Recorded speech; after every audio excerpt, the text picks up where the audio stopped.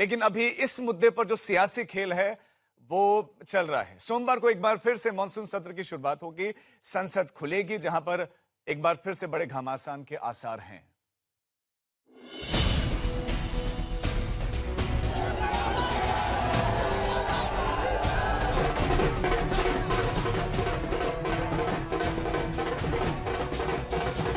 छात्र खुश हैं,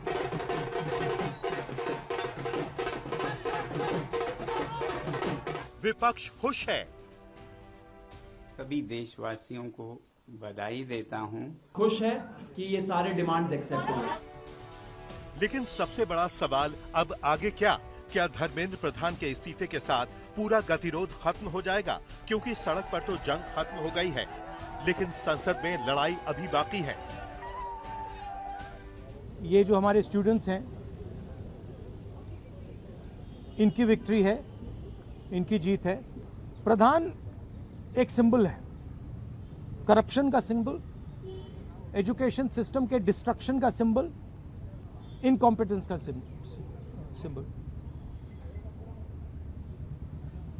उसको तो जाना ही था, बट अब कॉन्क्रीट स्टेप्स एजुकेशन सिस्टम को बदलने की सरकार को लेने पड़ेंगे। ये बड़ी जीत है नई पीढ़ी के लोगों की, और सरकार को ये बात समझ लेनी चाहिए कि परीक्षा को लेकर के, शिक्षा को लेकर के, और कौन सी शिक्षा, प्राइमरी एजुकेशन से लेकर के हायर एजुकेशन तक पर सरकार को बहुत गंभीरता से सोचना पड़ेगा।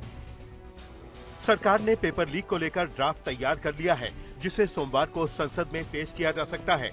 लेकिन इस ड्राफ्ट के साथ मॉनसून सत्र में घमासान का नया चैप्टर खुलने वाला है, क्योंकि सरकार जहां पेपर लीक पर चर्चा पर लगातार जोर दे रही थी, तो वहीं विपक्ष के लिए चर्चा की पहली शर्त ही धर्मेंद्र प्रधान का इस्तीफा था।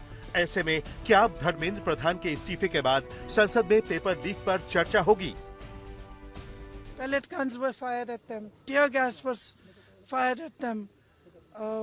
They were beaten with lathis. They had injuries, serious injuries, but they did not bend. The government had to bend to their will. आंदोलन ने इस बात का उनको खुला पैगाम दे दिया है कि अब तानाशाही नहीं चलेगी। लोकशाही अगर चलाना है तो संविधान के दायरे में जिसको बाबा साहब अम्बेडकर ने बनाया उसके तहत चलाना पड़ेगा। जिस ओर जवानी चलती है उस ओर जमाना चलता है। तो आज इस देश के करोड़ों युवाओं ने मजबूर किया कि जो सरकार कुंभकर्ण की नींद सो रही थी वो जागी, और शिक्षा मंत्री का इस्तीफा हुआ। युवाओं की मांग उनको माननी पड़ी। उधर दीपके भी कह रहे हैं कि ये सिर्फ शुरुआत है। ये पहला विकेट है, ये पहला विकेट है।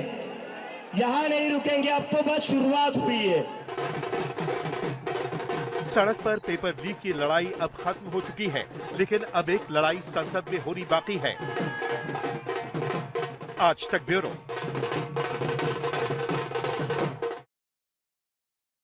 और खास मेहमान हमारे साथ जुड़े हुए चरण सिंह सापरा जी, अब आपके पास आते हुए, आज दोपहर में एक प्रेस कॉन्फ्रेंस की गई। बीजेपी ने प्रेस कॉन्फ्रेंस करते हुए कहा कि भाई संसद चल रही है, संसद में आप जवाब भी मांग रहे हैं। अब शिक्षा मंत्री वहां नहीं होंगे तो जवाब कौन देगा? अब शिक्षा मंत्री उन्होंने रिजाइन कर दिया है। अब क्या सब किन सवालों के साथ जाएंगे आप जब संसद में पहुंचेंगे? तो देखिए राजीव जी, जिस तरह से भारतीय जनता पार्टी के प्रवक्ता अभी उत्तर दे रहे थे, उन्होंने कई सारी कहानियां सुनाने का प्रयास किया, बबुल का पेड़ वगैरह क्या क्या बातें कही। इससे में मुझे चंद लाइनें याद आ गई हैं कि रस्सी जल गई लेकिन बल नहीं गए, और दूसरा खिसियानी बिल्ली खंबा नोचे। दरअसल हुआ क्या है, प्रजातंत्र की आज जीत हुई है, मोदी तंत्र की हार हुई है, ये हुआ है। और आज संविधान जीता है, संवैधानिक मूल्य जीते हैं। मोदी जी और इनके जितने सहयोगी थे, ये क्या करने जा रहे थे? ये हेट और हिट से युवाओं को मारना चाह रहे थे, लेकिन युवाओं ने इनको हिट विकेट कर दिया। आपने राजनाथ सिंह की भी बात की, तो मैं कहना चाहूंगा कि अहंकार तो रावण का भी जो है वो भी ध्वस्त हुआ था। तो फिर ये भारतीय जनता पार्टी क्या चीज है? सत्य और अहिंसा के मार्ग पर चलते हुए महात्मा गांधी लड़े थे गोरों से, और वही सत्य और अहिंसा के मार्ग पर चलते हुए आदरणीय राहुल गांधी लड़े हैं चोरों से।